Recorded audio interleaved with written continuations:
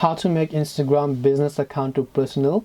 Hey everyone, welcome back to our channel. In today's video I will guide you on how you can make your Instagram account and switch them from business account, which means your professional account, to personal. So make sure to watch the video till the end.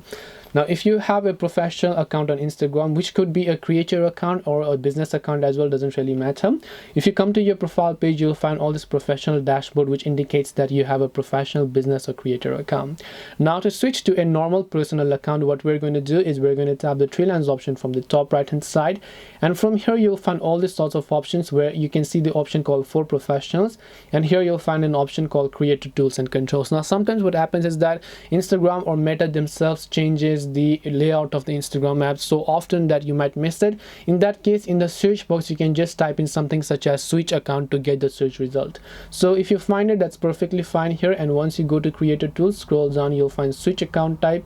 Tap on switch account type, select switch back to personal account here, and once you do that, you'll be switched back to your personal account on Instagram.